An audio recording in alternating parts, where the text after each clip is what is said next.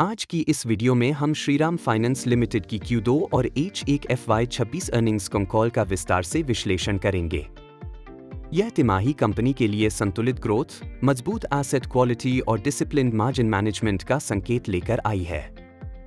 Management ने macro environment, rural demand, auto industry trends और अपनी को लेंडिंग स्ट्रैटेजी पर स्पष्ट और व्यावहारिक दृष्टिकोण साझा किया है।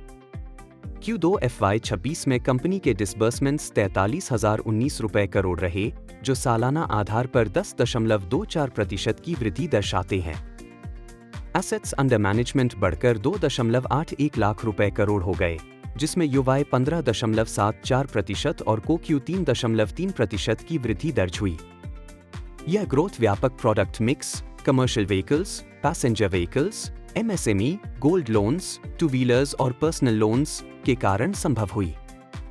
मैनेजमेंट ने बताया कि यूज्ड व्हीकल प्राइसेस में शार्प करेक्शन नहीं हुआ है, जिससे पोर्टफोलियो स्टेबिलिटी बनी रही।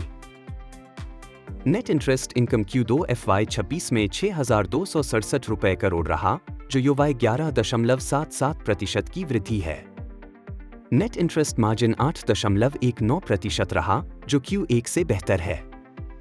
मैनेजमेंट ने स्पष्ट किया कि एक्सेस लिक्विडिटी सितंबर के अंत में घटाई गई है, इसलिए NIM का पूरा लाभ आने वाले क्वार्टर्स में दिखाई देगा।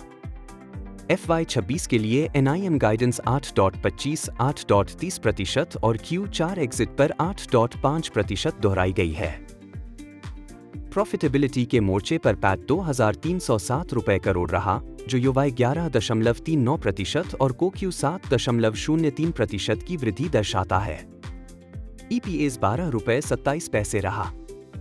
कॉस्ट टू इनकम रेशियो घटकर 27.76% आ गया, जो ऑपरेटिंग एफिशिएंसी में सुधार को दिखाता है। क्रेडिट कॉस्ट 1.68% पर नियंत्रित रहा। एसेट क्वालिटी मजबूत बनी रही। ग्रोथ स्टेज 3 4.57% और नेट स्टेज 3 2.49% रहा, जो युवाएं और कोक्यू दोनों आधार पर बेहतर है। मैनेजमेंट ने बताया कि ट्रक यूटिलाइजेशन अच्छा है, SRTO इकोनॉमिक्स मजबूत हैं और टेम्पररी रीजनल डिसरप्शंस को फील्ड रीच और कलेक्शंस से प्रभावी ढंग से संभाला गया। यूज्ड CV रीसेल वैल्यूज स्थिर रहने से रीपोजेशन लॉसेस नहीं बढ़े हैं। लायबिलिटी साइड पर कंपनी ने लिक्विडिटी को नॉर्मलाइज किया है।